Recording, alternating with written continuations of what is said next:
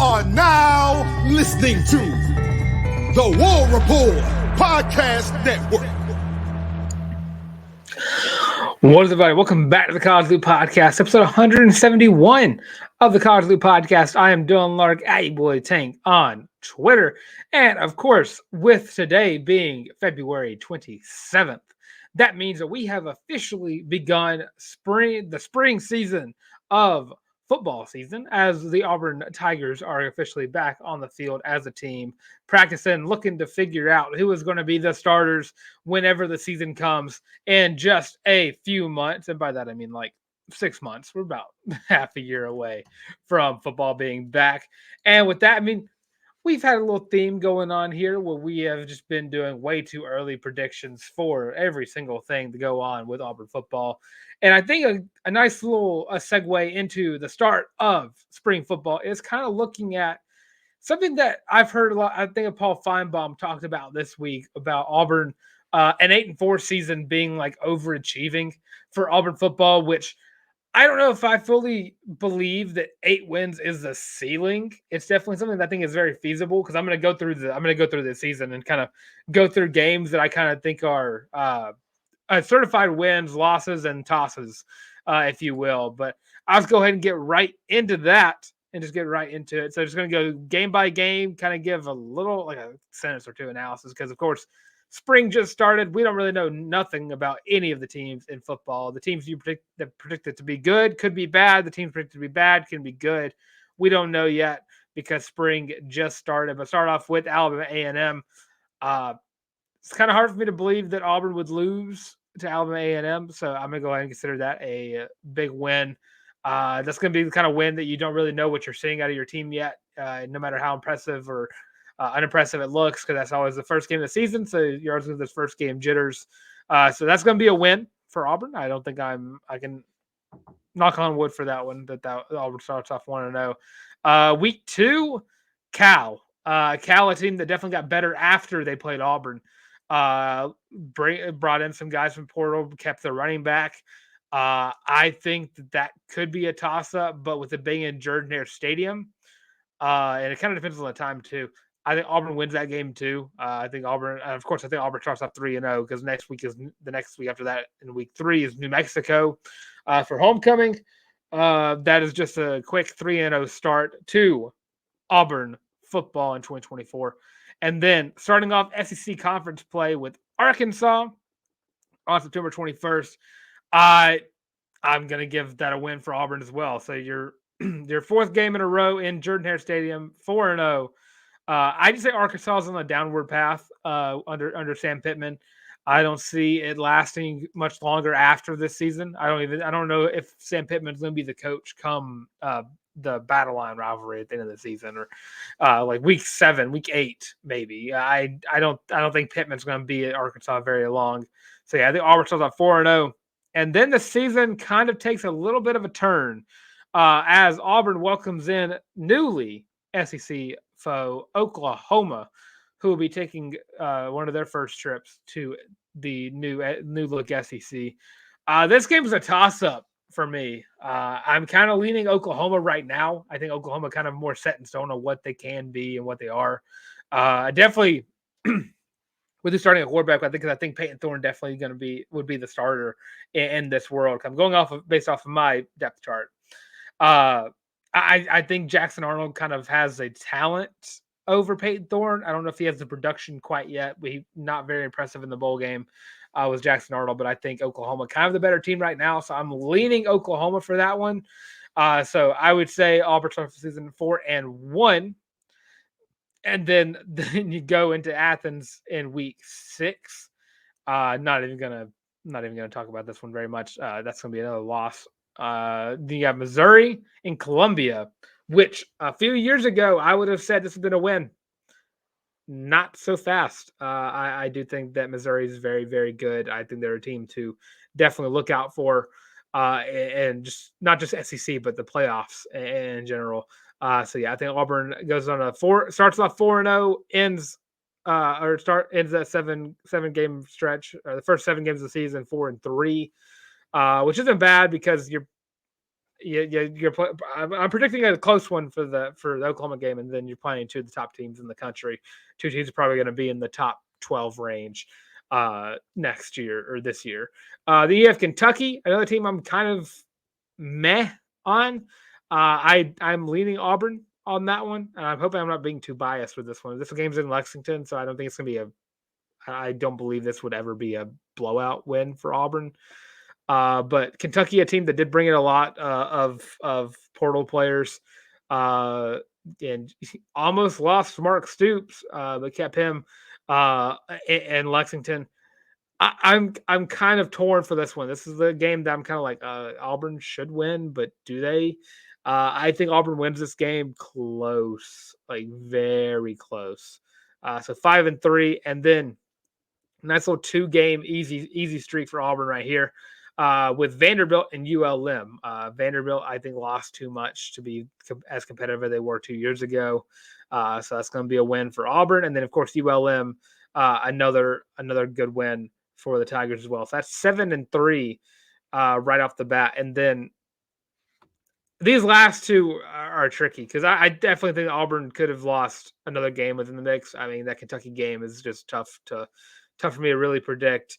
But Texas A&M and Auburn, first year to Mike Elko, a guy who wins and a guy who could really turn Texas A&M around after what Jimbo Fisher did for the Aggies. I think as a talent roster, I think A&M has an edge. And just for Mike Elko's defense, I think it does bear trouble. So right now I'm looking at that as a loss for the Tigers. And then, of course, the last game of the season, the Iron Bowl in Bryant-Denny Stadium. I'm chalking that one up as well. But, of course, this is pre-spring, so we don't know what this team is going to look like by week 1. So right now I'm looking at 7-5, which I don't think is a bad thing. I don't think it's something that Auburn fans should look at and like, oh, fire Hugh Freeze, fire the whole staff, cut everybody from the team kind of thing. Because you're looking for steady improvement. And what's an improvement over a 6-7 season? 7-5 season. 7 wins is an improvement over 6. And this is something we've seen from Hugh Freeze in the past as well. Just a steady improvement until, he finally breaks the gap and gets over the hump over some of the opponents that Auburn should expect to beat, at least most of the time, or at least some of the time, or half the time. There we go, half the time that they play each other. But I think 7-5 is a quality like mid ground, but ceiling wise, I mean, there's a ceiling in the world where Auburn finishes 9-3. I think that. I don't think they win all of those SEC games outside. I think Bama, Bryant-Denny is a place where good Auburn teams go to die, or just where Auburn teams go to die in general. Auburn has not won in Bryant-Denny Stadium ever since, an actual superhuman was the quarterback for the Tigers. And, of course, Athens is just not a good place for the Tigers. And then, of course, Missouri on a hot streak and could be one of the big boys in the SEC. So, answer the question if the ceiling for 8 is 8 wins the ceiling. I think it's 9. I don't even want to say it's 10. I don't think that Missouri, Georgia, and Alabama are winnable right now. Of course, things will change later on, but 9-3 seems like a ceiling. Floor. I think your floor is just not getting any better or worse. I think your floor is 6-6. I think with losses to, as I said, like Oklahoma, Georgia, Missouri, Kentucky, and then of course A&M and Alabama. So in your only SEC wins being Vanderbilt and Arkansas, I don't think that bears fire the coach talk. I think anybody who thinks that Hugh Freeze should be fired after year 2 is stupid. Very much so, because I'll get into a little bit later on about why this the 2025 year is also going to be a fun year, just because of the class coming in for that one. But looking at the schedule, ceiling 9-3, floor 6-6. I'm looking at 7-5. 8-4 wouldn't surprise me. It wouldn't shock me. And I'm definitely not the booging glasses that are over there. They've been over there for a while because I've been waiting for the right moment to put those back on to boog about anything Auburn related. And I might do that this show. You don't know.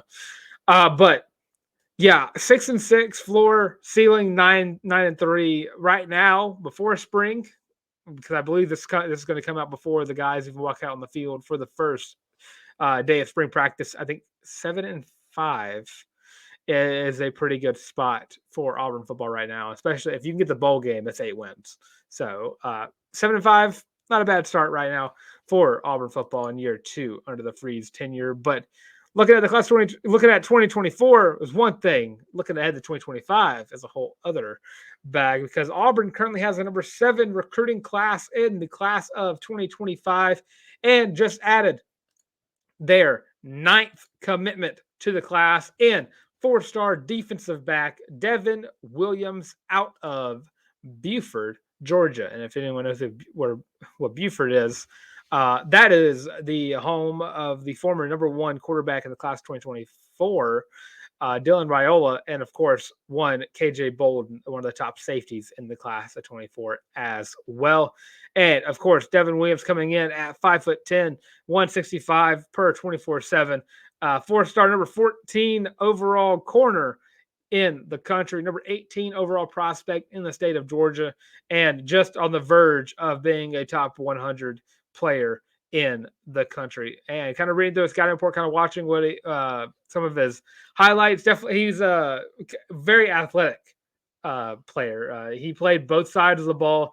I read somewhere that he averaged 27 yards a catch whenever he played wide receiver on the offensive side of the ball. But defensively, playing wide receiver helps. He has great hand-eye coordination when it comes to finding balls in the air. Has great catches that he made for interceptions and receptions alike.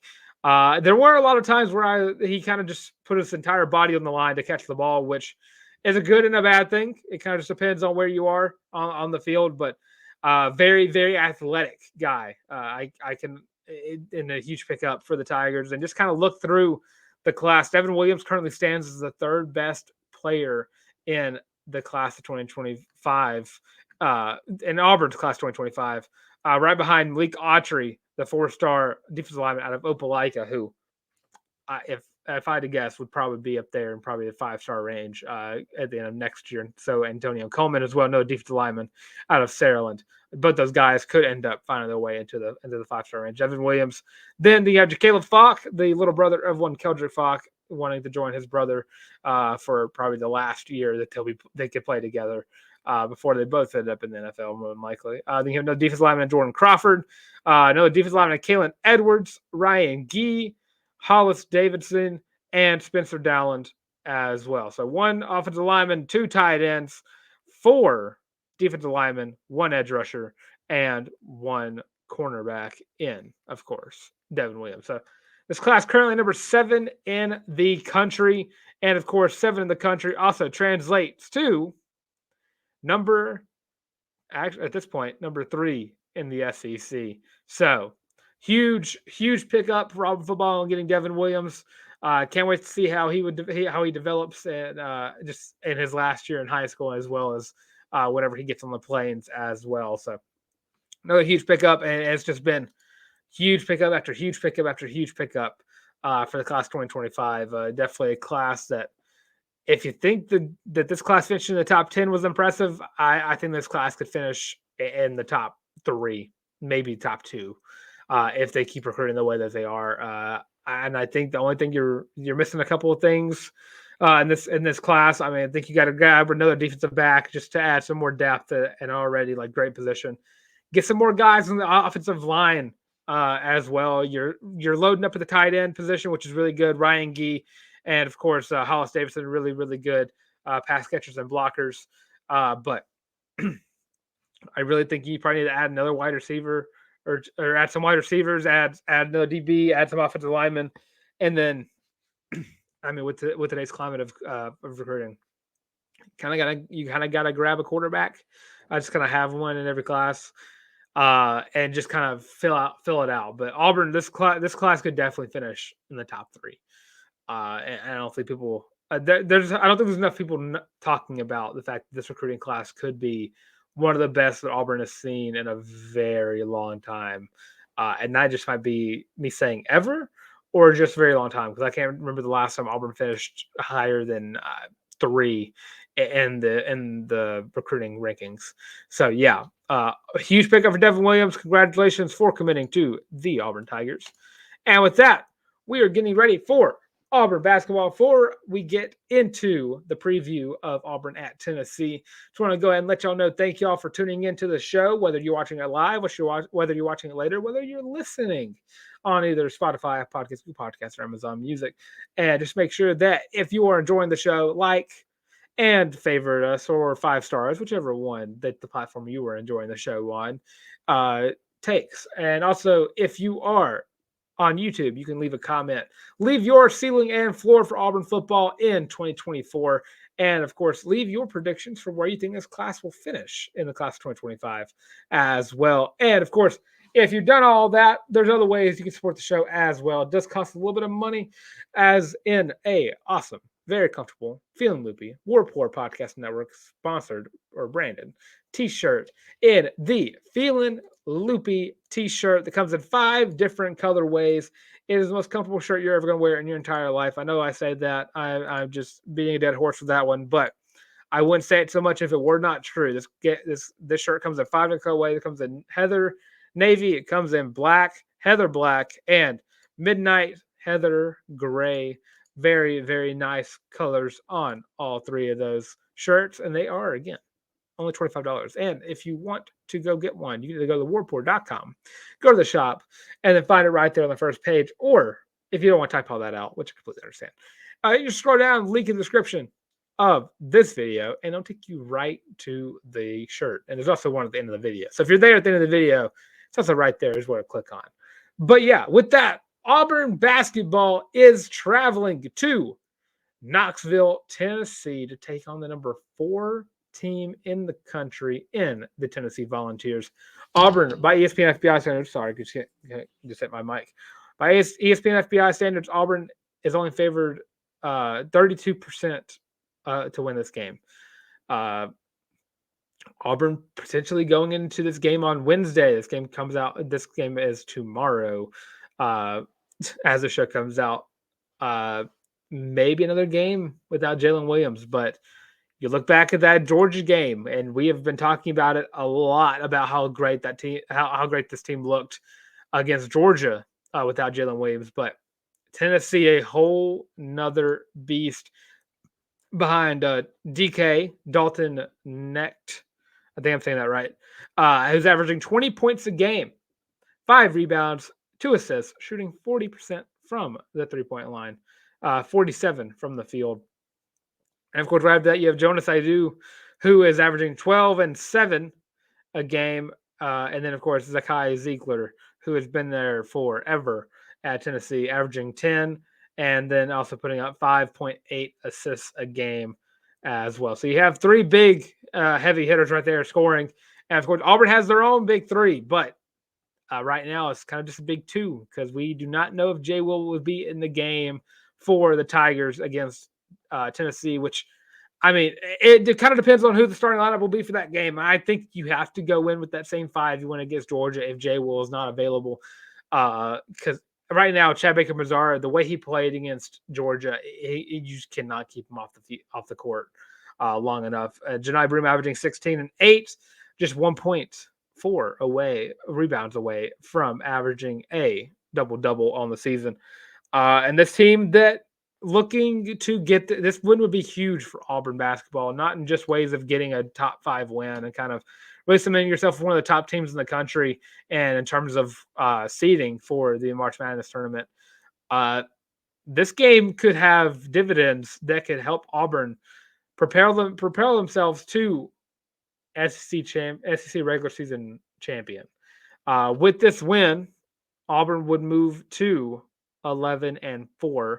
Would also move Tennessee back to 11-4, and then all you gotta do is sit there and wait for Alabama to see if they can lose one more too, and then all you have to do is win out, and then hope those 2 lose, and then it sounds a lot easier than it actually is. Every single one of those teams is very, very good as well. So looking at this game is in Knoxville, Tennessee, currently a favorite to win the SEC and that also is a prediction of mine as well for Tennessee to win the SEC regular season title. I don't think Auburn goes into Knoxville, Tennessee, and gets the win. But I also don't think that Auburn goes into Knoxville and loses big. I think this might be another barn burner till the end. I think Auburn loses by at max like 4-5. I think it'd be like an 80-75 kind of game. Both these teams good defensively, both these teams good offensively. So kind of going to be hard to stop. Keys to this game for Auburn: get confident. We saw what confidence did for Aiden Holloway against Georgia. So if you can keep that level of confidence, I feel like this game is in your hands. If Aiden Holloway comes out and shoots like he did against Georgia, I mean that's beneficial in and of itself. Scoring 15 points off of 5 threes is ridiculous, especially for a guy that we've been talking about struggling so much throughout the year. But Aiden Holloway, not giving up on him is. And if he can just go into this game, if Denver Jones can go into this game like he did, if Katie Johnson keeps that same level of tenacity that he had against Georgia, and of course if Chad Baker-Mazara comes out like he did, I think Auburn could win this game even without Jay Will. But I think that a key factor for this game is Auburn going to have Jalen Williams, and honestly, I'm not opposed to keeping him out one more game just so make sure he is healthy, because the regular season title is cool, but this team is already going to March, and a national championship would be very, very cool. I'm not jinxing anything. I'm just saying, but you want to be at full strength if you want even a chance to have that, and you're going to need Jalen Williams. So if you can get him healthy, that would be great, because you just need it. But I don't think Auburn wins this game again. I think it's a close loss. And I think Auburn still has a favorable schedule after this. I think this is going to be the last loss of the regular season for Auburn. And then it gets you, and then you still worry about the seeding of the SEC tournament, who you're going to be paired up with, and that as well. And right now for Auburn is kind of looking at the SEC tournament further down the line. Don't look ahead. We've seen several times with this Auburn basketball team just kind of strayed and looked bad in the SEC tournament, and then did not fare well in the NCAA tournament. So, I don't even want to talk about that championship right now. I'm not even going to talk about that. I forgot. I apologize for even saying the words, because I am just worried with this Auburn team to get through the next game and the next game and the next game. So yeah, Auburn basketball probably going to lose. That's my prediction: 80-75, Tennessee, and then move on to the other basketball team going on that might be going to March Madness as well. Women's hoops, after taking down Texas A&M, they have 2 more games left of the season in Mississippi State and Florida. Florida, of course, one of the bottom, like the 10th, 11th team in the SEC right now. Mississippi State currently at 7. So a win against Mississippi State would be huge. I've heard a lot of people say that if Auburn beats Mississippi State, that kind of cements them as a tournament team. And especially if they win out therein. I think the resume for Auburn and Coach Jay and co speaks for itself. They've just been lights out defensively and really starting to find their stride offensively. Kind of gave LSU a scare, and then took down and shut down Texas A&M. So if you can go to this game on Thursday and take down Mississippi State, I think that Auburn is going to their first tournament since I can't even remember back when it was. But it's been a hot minute. I think that it's very plausible that even without these wins, that the resume speaks for itself enough. But you really need them. We'll have a full preview of the Mississippi State game on the Thursday show. So yeah. I think this team is a tournament team. So I think right now it's just A&M is kind of in the way, move up Auburn a little bit, but they have to play Tennessee and Alabama up next, which not a very favorable schedule for the Aggies.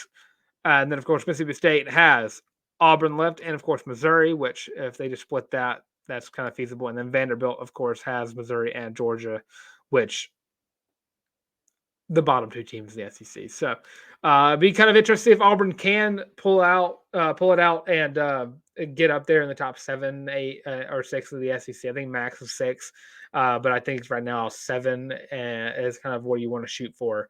But beating Mississippi State, I think definitely will pay dividends and get Auburn into the March Madness tournament in year 3 of the Coach J era.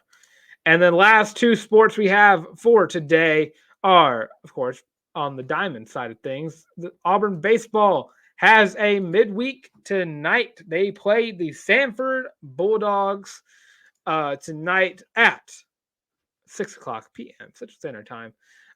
Looking at this game, I don't think this is a game Auburn loses. Sanford not really having the best season thus far. Auburn just kind of see what they see who could be one of the reliable midweek pitchers. Griffin Graves got the win last time Auburn had a midweek against UAB.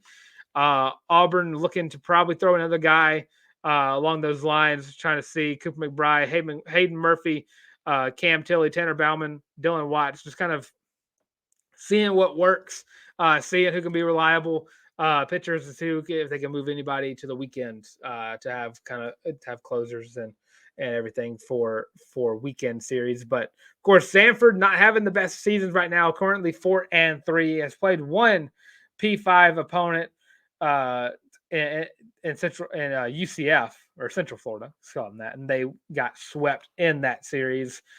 Beat Jacksonville State, though. Jacksonville State, a team that is known to give Auburn fits in both football and the baseball ranges. But I think it's the game Auburn wins. You got to have a bounce back after the Virginia loss. Kind of get disrespected by media. Can't lie. There are people still ranking Auburn in the bottom of the 19 to 25 range, which I think is a load of crap. And that's me not trying to sound biased or anything. But yeah, it sounds like a load of crap to me. Took the top 10 team in the country down to only losing by 2 runs. This team deserves some respect, and I think they're going to get that sooner rather than later. But I do think Auburn's going to take down Sanford. Just nothing about the Sanford team screams a danger, really. I think they're still a good team. Sanford always a good team in the baseball world. But I think Auburn, just the roster that Butch Thompson's put together this year, has an opportunity to be special. And I think it starts right here. I think you got to bounce back after losing to a team, get your stride back, and then of course get ready for UConn this weekend as well. And you're back in Plainsman Park on today, and back in Plainsman Park for the weekend series against UConn on Friday. So we'll have a preview series of those games on Thursday show as well. But I do think Auburn wins against Sanford. Can't really give you a score prediction because there's no way to properly predict baseball games at all. And then the last sport of today's show, Auburn Softball welcomes in another in-state opponent in UAB. And UAB, also a team not having the best season thus far, kind of struggling early on. So has Auburn. And I am saying that very nicely. But this game, and I say welcome in, I do believe this game is in Birmingham. So let me recheck that. Yes, this game is in Birmingham and on Wednesday. So yeah, UAB not having the best season thus far, have given up a lot of runs against opponents, and it's time for Auburn to find reliable hitters outside of Amelia Larck. And you had some strides against Northern Iowa or SEMO, Southeastern Missouri. There we go.